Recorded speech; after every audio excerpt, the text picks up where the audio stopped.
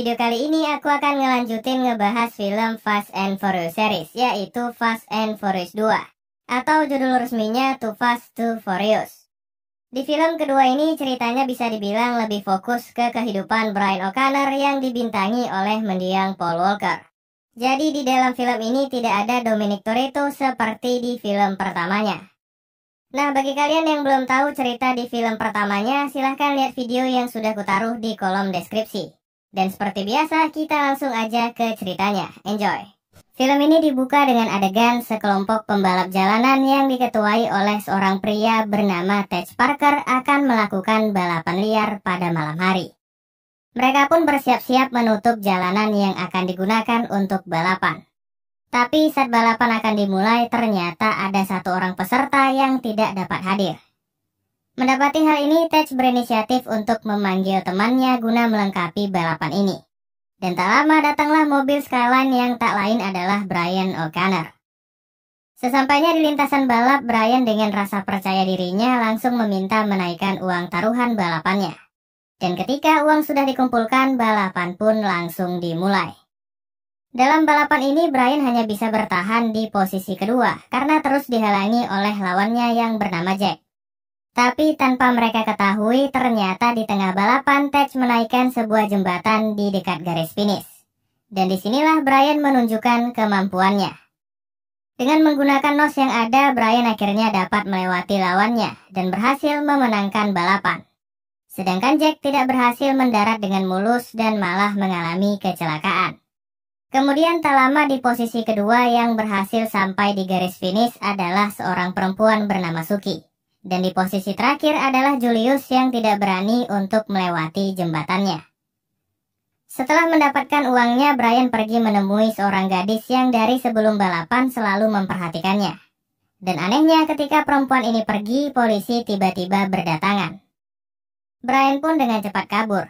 Namun mobilnya berhasil terkena tembakan suatu alat yang membuat mobilnya tidak bisa dikendalikan. Dan akhirnya ia pun berhasil tertangkap. Tempat pun berpindah di kantor polisi di mana ia kembali bertemu dengan mantan bosnya dulu di film Fast and Furious 1, yaitu Bilkins. Di sini diketahui ternyata setelah ia membantu Dominic Toretto kabur, Brian keluar dari kepolisian dan menjadi pembalap jalanan. Namun kehadiran Bilkins di sini bukan tanpa tujuan. Ternyata para polisi yang datang saat balapan memang ingin menangkap Brian dan memintanya untuk melaksanakan suatu misi, yaitu untuk menjadi anak buah dari seorang kartel narkoba bernama Veron. Nah, Veron ini adalah seorang kartel narkoba kelas kakap yang selalu berhasil lolos dari jeratan hukum. Tapi sayangnya Veron mengalami kesulitan untuk memindahkan uang hasil penjualan narkobanya. Dan ia mencari dua orang pembalap jalanan untuk mengangkut uangnya keluar dari kota.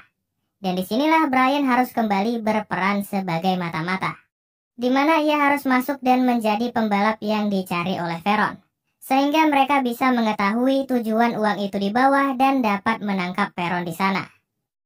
Tentu saja awalnya Brian menolak, tapi karena diancam akan dipenjara, Brian akhirnya terpaksa menerima pekerjaan mereka. Dengan bayaran, semua kejahatannya akan dihapuskan. You see, unfortunately, the cartels have been successful getting drugs into Miami, but they've had a hard time getting the cash out.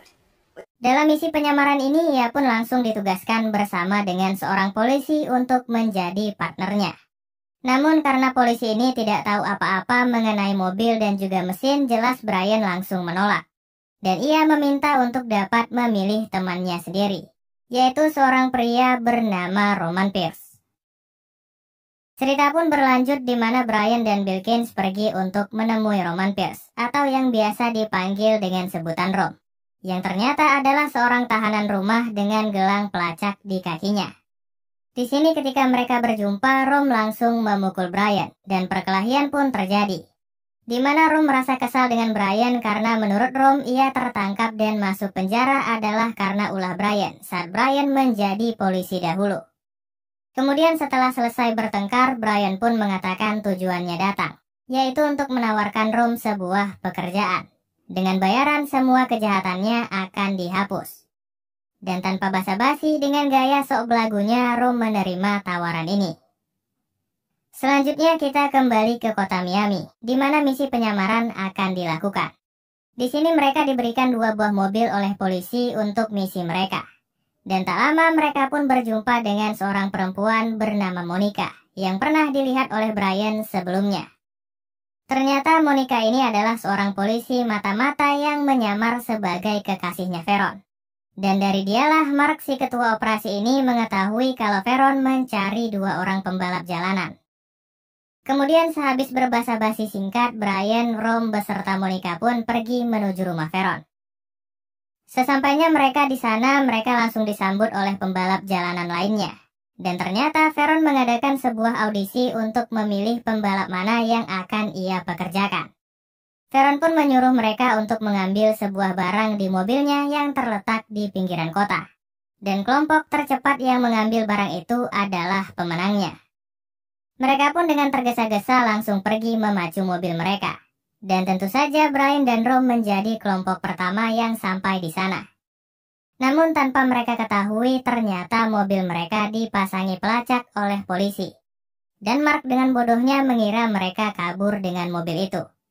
Kemudian ketika sudah mengambil barang milik Veron, tiba-tiba Mark datang ke sana. Tidak mau penyamaran mereka terbongkar, Rom dengan cepat berimprovisasi mengambil senjatanya, melepaskan tembakan yang menghancurkan mobil milik Mark dan langsung pergi dari sana untuk kembali menemui Veron.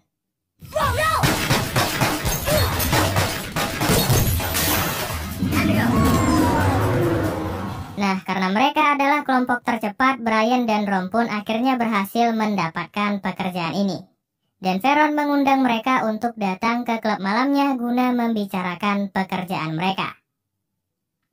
Singkat cerita, setelah dari rumah Veron, Brian mengajak Rom pergi ke bengkel milik Tej untuk memperkenalkan Rom kepada teman-temannya.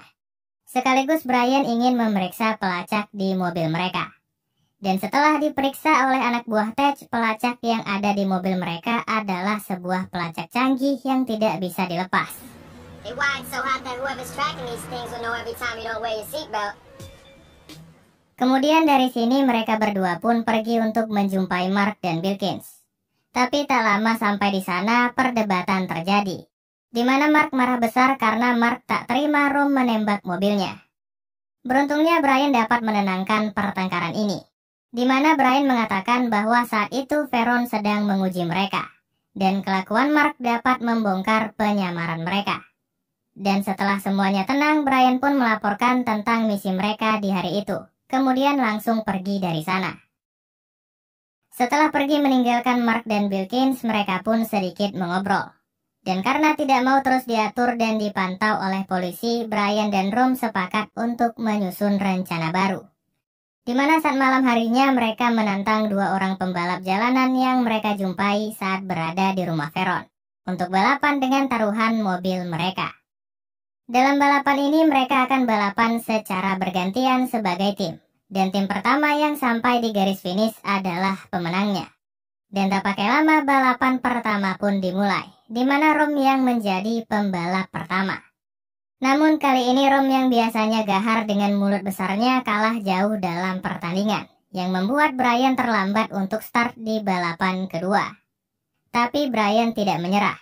Begitu Rom kembali, Brian langsung tancap gas. Dan ketika lawannya sudah berputar untuk kembali, Brian memberanikan dirinya untuk berhadapan menghalangi mobil lawannya. Dan membuat lawannya keluar dari jalan sehingga Brian dapat menyusul. Kemudian menggunakan nos yang ada di mobilnya, akhirnya Brian berhasil memenangkan balapan ini. Dan mendapatkan 2 mobil baru untuk rencana mereka. Oke, kita kembali ke misi penyamaran mereka, di mana Brian dan Rom pergi ke sebuah klub malam sesuai dengan perintah Veron. Di dalam klub ini, Brian kelihatannya tertarik dengan kecantikan Monica, yang tentu saja membuat Veron tidak suka kepada Brian. Karena rasa tidak sukanya ini, Veron pun mengajak Brian dan Rom ikut ke sebuah ruangan di mana ia mengancam dan menyiksa seorang detektif polisi bernama Whit. Menggunakan seekor tikus yang diletakkan di atas perutnya, Veron memaksa Whit untuk membuat polisi dan anak buahnya tidak menangkap Veron saat ia memindahkan uang miliknya. Dan karena tikus itu terus menggigiti perutnya, Whit pun akhirnya terpaksa menyetujui permintaan Veron. Nah, ternyata tujuan Veron memperlihatkan penyiksaan ini adalah untuk menakut-nakuti sekaligus mengancam Brian dan juga Rom, agar tidak main-main dengan dirinya. Kemudian ia pun pergi bersama Monica dan memarahinya agar tidak mendekati Brian lagi. Namun keesokan harinya, tak tahu entah dari mana, Monica tiba-tiba muncul di tempat tinggal Brian dan memberitahu Brian bahwa mereka akan menjalankan sebuah misi untuk mengantarkan uang Veron ke sebuah pesawat. Dan sehabis pekerjaan mereka selesai, Veron akan membunuh Brian dan Rom di sana. Sialnya, tak lama setelah memberitahukan informasi itu, anak buah Veron tiba untuk mencari Monica. Mengetahui hal ini, dengan bantuan Rom yang menghalangi anak buah Veron, Monica pun langsung kabur dari sana. Tapi lagi-lagi karena gaya Rom yang sok jagoan, perdebatan pun terjadi antara mereka. Namun perdebatan ini berhasil dilerai oleh Veron. Dan Veron memberitahukan bahwa saat menjalani pekerjaan mereka nanti, anak buahnya Roberto dan juga Enric akan ikut di dalam mobil mereka. Mendapati semua informasi tentang tujuan kemana Veron mengantar uangnya, Brian dan Rom langsung memberitahukan hal ini kepada Mark dan juga Bilkins. Kemudian mereka pun secara diam-diam bersiap-siap untuk menjalankan rencana rahasianya. Mulai dari memilih suatu bangunan besar sampai memodifikasi mobil yang mereka menangkan dari balapan sebelumnya. Dan singkat cerita, keesokan harinya semua polisi pun bersiap-siap di sebuah landasan udara untuk menangkap Veron. Sedangkan di lain tempat, Brian dan Rom pergi ke sebuah rumah kecil untuk mengambil uang milik Veron yang tersembunyi di dalam dinding. Kemudian memasukkan uangnya ke dalam mobil mereka. Tapi ternyata aksi mereka juga dimata-matai oleh anak buah Whit. Namun karena ancaman dari Veron, Whit pun terpaksa menahan anak buahnya untuk tidak menangkap mereka. Dan ketika mereka akan pergi, Whit langsung memerintahkan semua polisi untuk mengepung tempat itu.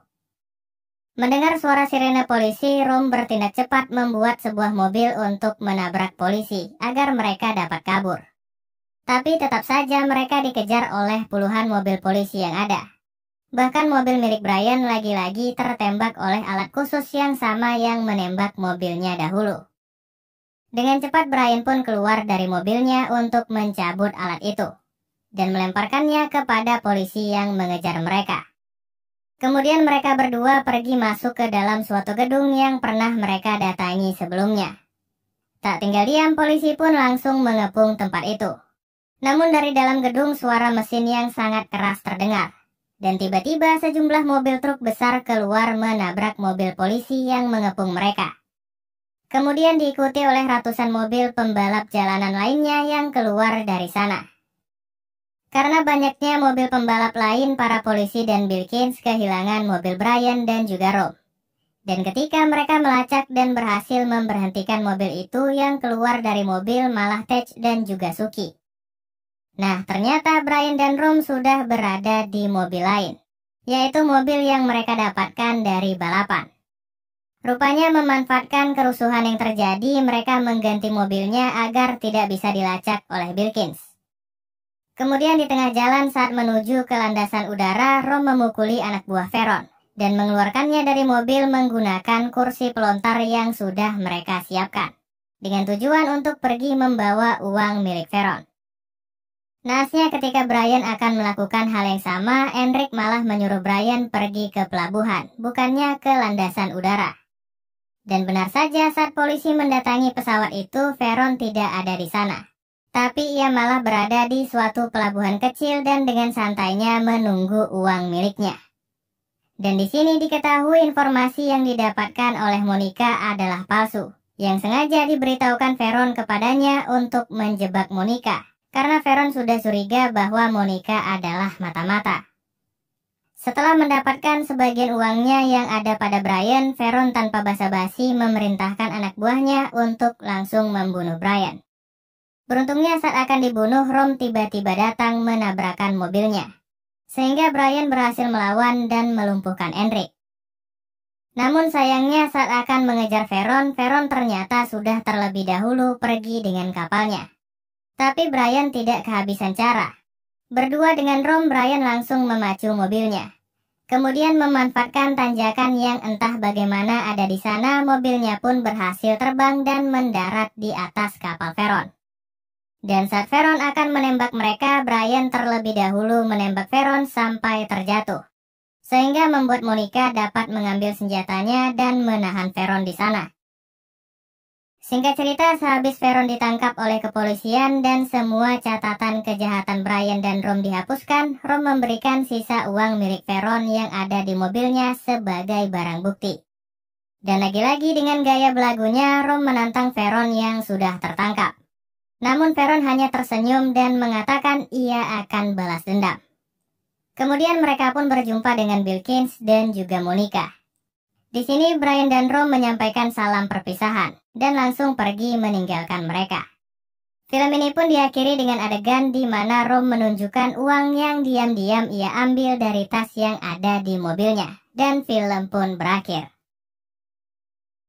Oke, waktunya sedikit review. Film kedua dari series Fast and Furious ini ceritanya cukup ringan. Bisa dibilang sedikit sekali membahas tentang mobil, jadi lebih menekankan ke aksinya. Tidak seperti film pertamanya yang benar-benar otomotif banget. Ceritanya juga cepat dan tidak banyak dramanya. Ya, tapi menurut aku di film kedua ini nggak ada yang terlalu wah. Jadi biasa-biasa aja. Dan sayangnya lagi entah kenapa penggunaan CGI-nya lebih banyak di film kedua ini daripada film pertamanya. Terutama di adegan balapan yang ada di awal film. Yang seharusnya membuat film ini keren malah terkesan ya jadi nggak keren aja.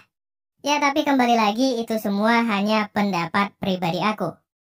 Oke, sekian dulu dari aku dan sampai jumpa di video berikutnya.